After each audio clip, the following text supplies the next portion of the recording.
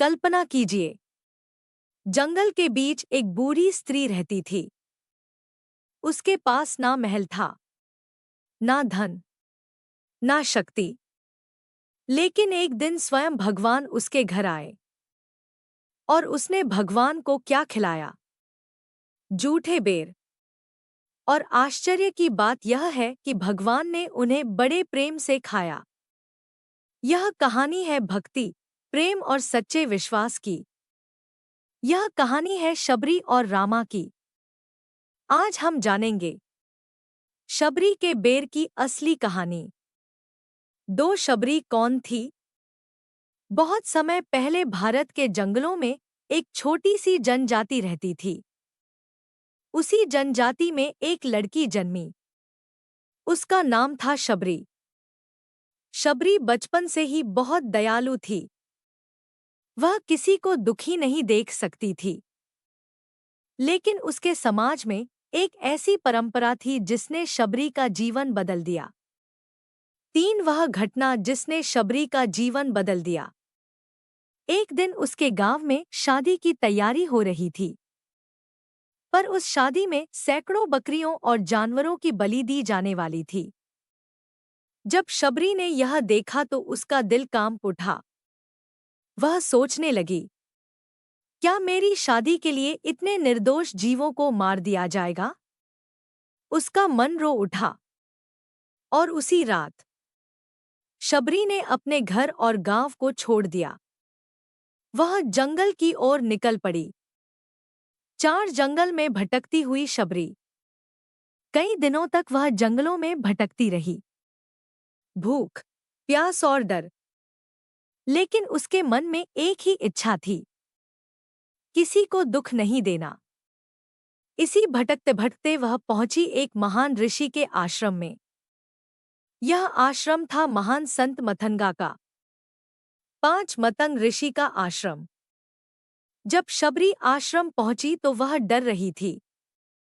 उसे लगता था कि लोग उसे स्वीकार नहीं करेंगे। लेकिन मतंग ऋषि ने उसे प्रेम से अपनाया। उन्होंने कहा, सच्ची भक्ति जाति या जन्म से नहीं होती, भक्ति दिल से होती है। उस दिन से शबरी वहीं रहने लगी। 6 शबरी की सेवा। शबरी रोज सुबह उठती और आश्रम साफ करती। वह ऋषियों के लिए पानी लाती, लकड़ियां इकट्ठा करती और पूरे मन से सेवा करती। साल गुजरते गए, लेकिन शबरी के मन में एक सवाल था, क्या मुझे कभी भगवान के दर्शन होंगे? 7 मतंग ऋषि की भविष्यवाणी। एक दिन मतंग ऋषि ने शबरी से कहा, एक दिन भगवान स्वयं तुम्हारे घर आएंगे। वह भगवान थे रामा। शबरी ने पूछा, लेकिन मैं उन्हें पहचानूंगी कैसे? ऋषि बोले, जब वह आएंगे तुम्हारा दिल पहचान जाएगा। कुछ समय बाद मतंग ऋषि समाधि में लीन हो गए। अब शबरी अकेली रह गई। लेकिन उसे विश्वास था, भगवान जरूर आएंगे। 8 शबरी की प्रतीक्षा।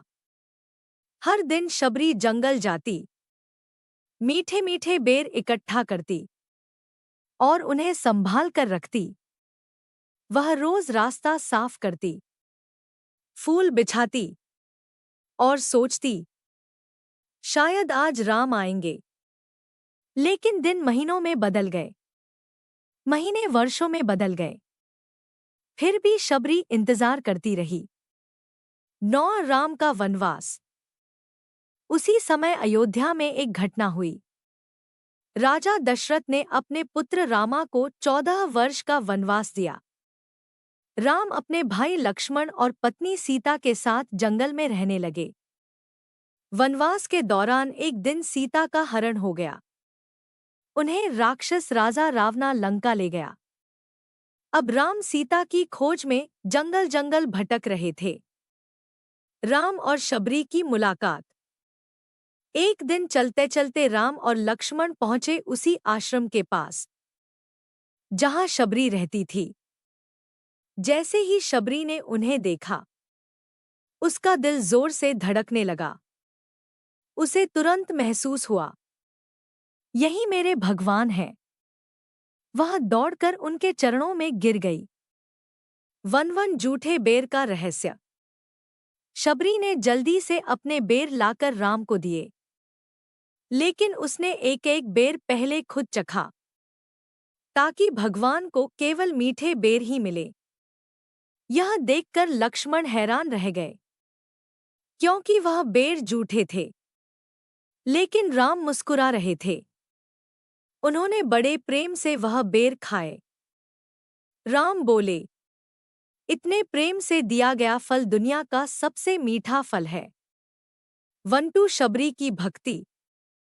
राम ने कहा, भक्ति में जाति, धन या रूप नहीं देखा जाता। सच्ची भक्ति दिल में होती है। शबरी की आंखों से आंसू बह रहे थे। उसकी वर्षों की प्रतीक्षा पूरी हो गई थी। वंथरी शबरी को मोक्ष। राम के दर्शन के बाद शबरी ने ध्यान लगाया, और भगवान का नाम लेते लेते उसे मोक्ष प्राप्त हो गया। उसकी आत्मा भगवान में विलीन हो गई। 14 इस कहानी की सीख। शबरी की कहानी हमें 3 बातें सिखाती है। एक, सच्ची भक्ति में कोई भेदभाव नहीं होता। 2, भगवान को धन नहीं, प्रेम चाहिए। 3, सच्चे विश्वास का फल जरूर मिलता है। सोचिए, एक गरीब बूढ़ी स्त्री, जिसके पास कुछ भी नहीं था, उसके प्रेम ने भगवान को भी जीत लिया। इसलिए कहा जाता है, भक्ति में शक्ति होती है। अगर आपको यह कहानी पसंद आई हो तो वीडियो को लाइक करें और चैनल को सब्सक्राइब जरूर करें, क्योंकि अगली वीडियो में हम जानेंगे। जय श्री राम।